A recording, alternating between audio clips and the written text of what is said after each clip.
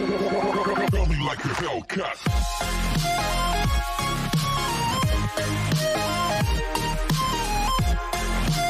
Episode के starting में scene हमें मॉर्निंग का दिखाया जाता है, जहाँ पे मो शाओजी जागती है और जोंगजू को पेंटिंग करते हुए देखती है। तभी वो कहता है क्या तुम जाग गई? वो कहती है हाँ। तभी वो उसके पास आता है और उसके बालों को पीछे करता है और कहता है क्या कल रात तुम अच्छे से सोई? वो कहती है हाँ, लेकिन तुम मुझे इस तरह से क्यों घूर रहे हो?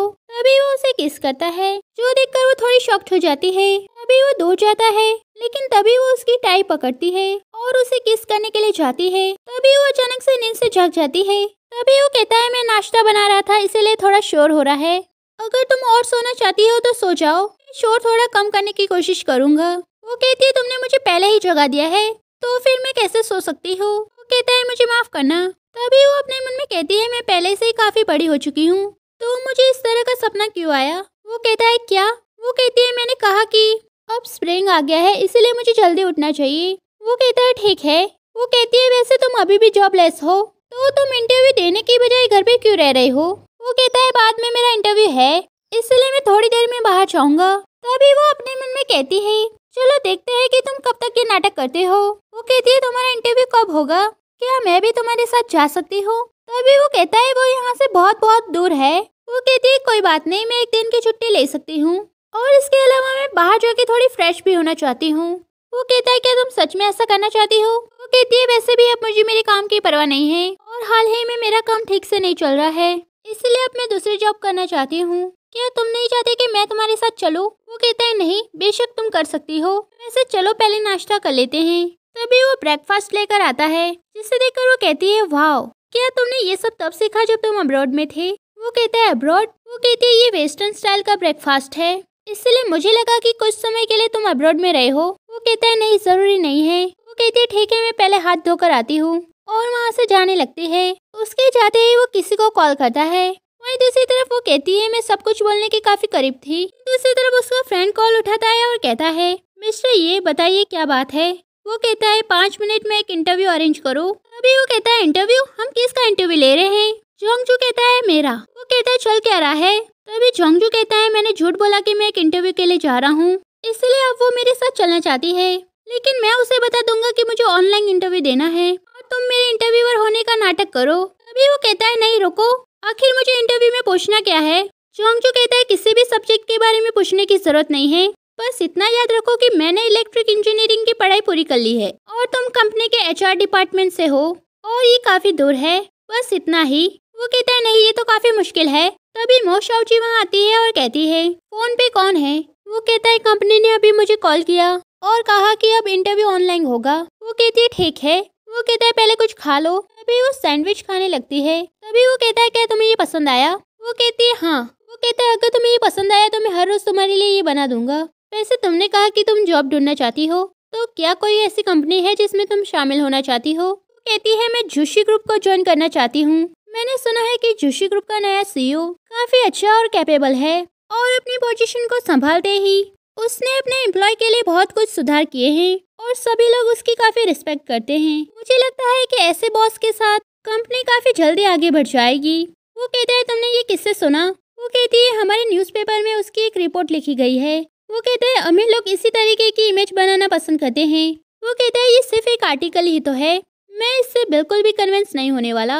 वो कहती है क्या तुम भी रिच लोगों से नफरत करते हो? वो कहता है क्या तुम्हें नहीं है? वो कहती है ये उन पे डिपेंड करता है, सभी अमीर लोग बुरे नहीं होते। तभी उसे किसी का कॉल आता है। वो कहता है मेरा इंटरव्यू, और उससे कहता है हेलो। तभी उसका फ्रेंड कहता है हमने आपका रिज्यूम देखा और हमें वो काफी पसंद आया। तुम जैसे टैलेंटेड लोगों को हमारी कंपनी ज्वाइन करनी चाहिए और हम काफी लकी हैं। अगर आप हमारी कंपनी में ज्वाइन होते हैं तो आप काफी पॉपुलर हो जाएंगे, आप हमारे लिए ताज़ी हवा का झोंका बन जाएंगे। वो कहता है थैंक यू और मैं कल से ड्यूटी पर आ जाऊंगा। उसका फ्रेंड कहता है ठीक है, लेकिन हमारी कंपनी काफी दूर है, इसलिए कार से यहाँ पहुँचने में आपको 2 घंटे लगेंगे और अगर आपको ट्रैफिक मिल जाए तो 3 घंटे भी लग सकते हैं। क्या आपको ये चलेगा? वो कहता है ठीक है। उसका फ्रेंड कहता है क्या तुम्हारी गर्लफ्रेंड को कोई दिक्कत तो नहीं होगी? वो कहता है मैं सिंगल हूँ। उसका फ्रेंड कहता है सिंगल? ये तो काफी अफसोस की बात है, आप जैसे इंसान की कोई गर्लफ्रेंड कैसे नहीं हो सकती, लेकिन हमारे साथ जुड़ने के बाद मैं किसी से आपको मिलवाऊंगा और आपकी जिससे भी शादी होगी वो काफी लकी होगी। हमारे तो ग्रेड्स भी काफी अच्छे हैं और तुम तो अच्छा खाना भी बना लेते हो, और सबसे इम्पोर्टेंट। तभी वो बीच में कहता है अगर कुछ और नहीं है तो मैं फोन रखता हूँ, और कॉल काट देता है और कहता है वो तो काफी अच्छे दिल का था। तभी उसकी फ्रेंड कहती है तुम्हारी सिस्टर हर दिन ऑफिस में तुम्हारे बारे में बुरा बोलती है, अगर तुमने उसके बारे में कुछ नहीं किया तो एक दिन ऐसा आएगा जब वो कुछ भी बोलेगी और लोग उसका यकीन कर लेंगे। वो कहती है किसने कहा कि मैं ऐसे बर्दाश्त करूंगी। उसकी फ्रेंड कहती है हाँ तुम्हें उसे सबक सिखाना होगा, मैं उसे डराने के लिए 2 एक्टर ढूंढूंगी। वो कहती है नहीं, इस समय मुझे खुद ही कुछ करना होगा। वहीं दूसरी तरफ जियान लड़कियों की फोटो देख रहा था। तभी एक एम्प्लॉय वहाँ आती है और कहती है मिस्टर गो आपके लिए एक पार्सल आया है, और उसे वहाँ पे रख के जाने लगती है। तभी वो उसे खोल के देखता है जिसमें होटल की चाबी और एक मैसेज था जिसमें लिखा था कि आज रात 8 बजे होटल में मिलो। इसमें एक लड़की का नाम था लीना, जो देखकर वो काफी खुश हो जाता है। दूसरी तरफ मोशाओजी की सिस्टर उसके पास आती है और कहती है मैं जियान को प्रपोज करने वाली हूँ और फ्यूचर में तुम्हारा इस फैमिली में कोई प्लेस नहीं होगा और तुम हमेशा मुझसे जल्दी रहोगी। वो कहती है ये फैमिली रिसाइकलिंग सेंटर बनने वाला है, अगर तुम मुझे बुलाओगी तो भी मैं वहाँ नहीं जाऊंगी। तभी उसकी सिस्टर अपनी जगह पर वापस जाती है जहाँ पे उसे एक पार्सल मिलता है जिसे वो खोल के देखती है, जिसमें भी एक होटल की चाबी और मैसेज था जिसमें लिखा था कि आज रात 8 बजे मुझे लवर्स होटल में मिलो, तुम्हारा जियान। जो देखकर वो काफी खुश हो जाती है और शाओची और उसकी फ्रेंड एक दूसरे को इशारा करने लगती है और मुस्कुराने लगती है।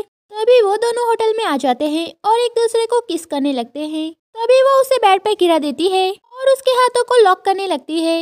वो कहती है तुम्हें इतने सारे पॉप्स कहाँ से मिले। वो कहता है क्या तुमने इसे नहीं खरीदा। तभी उन्हें बाहर से किसी की आवाज आती है। यहाँ पे काफी सारी लड़कियां एक दूसरे से बात कर रही थी और मोशाओची भी उनके साथ थी। तभी वो लड़कियां दरवाजा खोल के अंदर घुसती है और उन दोनों को एक साथ देखकर शॉक्ड हो जाती है।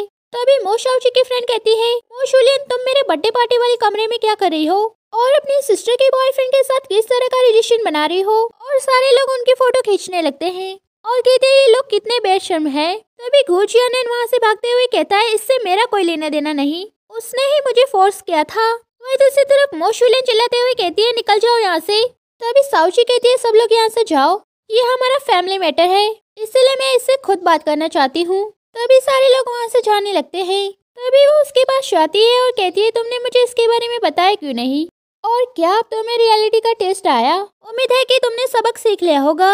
शुलिन कहती है तो ये प्लान तुम्हारा था। वो कहती है हाँ ये प्लान मेरा था, लेकिन तुम बुरी हो और तुम मुझे घर पे बुली करती हो और साथ ही ऑफिस में भी बुली करना चाहती हो। क्या तुम्हें सच में लगता है कि मैं एक बेवकूफ हूँ। तभी वो कहती है मोशाओची मैं तुम्हें नहीं जाने दूंगी और उसके साथ फाइट करने लगती है। वहीं दूसरी तरफ जोंगजो उसका इंतजार कर रहा था और उसे कॉल कर रहा था। तभी वो गुस्से में वहाँ पे आती है और जाके बैठ जाती है। तभी वो उसके पास बैठता है और कहता है क्या हुआ, और उसके फेस पर लगे हुए निशान को देखकर कहता है क्या तुमने किसी से फाइट की है और किसने तुम्हारे साथ ऐसा किया मुझे बताओ। वो कहती है मैं ठीक हूँ। तभी वो कहता है क्या ये मिस्टर गु है। वो कहती है मैं बस सीढ़ियों से फिसल गई और मुझे चोट लग गई। तभी वो आइस लेने के लिए जाता है। वो कहती है लेकिन तुम इतने गुस्से में क्यों हो। तभी वो उसके पास आके बैठता है और उसके चेहरे पर आइस लगाने के लिए जाता है। वो कहता है मैं बस तुम्हारी चोट पर आइस लगाना चाहता हूँ। वो कहती है मैं खुद कर लूंगी और अच्छा होने का दिखावा मत करो। वो कहता है मैं दिखावा कर रहा हूँ तो चलो मैं तुम्हें हॉस्पिटल ले जाता हूँ। वो कहती है हॉस्पिटल जाने की कोई जरूरत नहीं है और वैसे भी ये सिर्फ एक खरोच है और इस टॉवल को ठंडे पानी से धोकर लाओ। तभी वो उसे ठंडे पानी से धोकर लाता है और कहता है लाओ मैं ऐसे कर देता हूँ, और कहता है अब तुम्हें काम पे जाने की जरूरत नहीं है, तुम घर पर ही आराम करो। वो कहती है तो क्या तुम मेरी देखभाल करोगी। वो कहती है हाँ करूँगा। वो कहता है भले ही तुम अभी ये कर सकते हो, लेकिन क्या तुम ये पूरी जिंदगी कर सकते हो। और उसका हाथ नीचे करते हुए कहती है तुम तो काफी झिझक रहे हो और सब लोग ऐसे ही होते हैं। पहले तो तुम हम लोगों को पाने की कोशिश करते हो, लेकिन एक बार जब तुम इसे पा लेते हो तो तुम उसे लात मार के निकाल देते हो। वो कहता है तुम्हें मुझ पर भरोसा नहीं है ना। वो कहती है क्या तुम ऐसे नहीं हो। वो कहता है हाँ मैं दूसरे आदमियों से अलग हूँ। वो कहती है तुम अलग कैसे हो सकते हो, सभी लोग ऐसे ही होते हैं झूठ से भरे हुए। वैसे अब मैं थक गई हूँ इसलिए नहाने जा रही हूँ और फिर सो जाऊंगी। वहीं दूसरी तरफ जोंगजो सो रहा था लेकिन उसे नींद नहीं आ रही थी, इसलिए वो उठकर मोशाओची के पास जाता है और उसे देखता है और फिर बाहर जाने लगता है। वहीं दूसरी तरफ जियान कहता है मिस्टर ये तुमने मुझे इस टाइम पर यहाँ पे क्यों बुलाया है। वो कहता है मैं तुम्हारे द्वारा किए गए सेल्स नंबर में मॉडिफाइंग के बारे में सबको बता सकता हूँ, लेकिन क्या तुम जानते हो कि मैंने बोर्ड मीटिंग में ऐसा क्यों नहीं किया? सियानन कहता है तुम काफी स्मार्ट हो, तुम्हें पता है कि अनोइंग मिस बाई से तुम्हें कोई फायदा नहीं होगा। वो कहता है लगता है कि तुम मिस बाई के कुत्ते बनने के इच्छुक हो। तभी सियानन कहता है मुझे उम्मीद नहीं थी कि तुम इतना घटिया तरीका अपनाओगे। वो कहता है मैं तुम्हारे साथ एक डील करना चाहता हूँ। सियानन कहता है तुम्हें मुझे पहले ही बता देना चाहिए था। बताओ कैसे डील? वो कहता है मैं तुम्हें 30% शेयर्स दूंगा, इस तरह से तुम्हें मिस बाई के नीचे नहीं रहना पड़ेगा। सियानन कहता है क्या मैंने सही सुना? मिस्टर ये आज आपको क्या हो गया है? कहीं तुमने ड्रिंक तो नहीं की? वो कहता है मैं नशे में नहीं हूँ, लेकिन इस बार तुम्हारे पास सिर्फ यही एक चांस है। वो कहता है ठीक है मैं ये करूँगा, और तुम्हें बदले में क्या चाहिए? वो कहता है मैं चाहता हूँ कि तुम बदले में मो को छोड़ दो।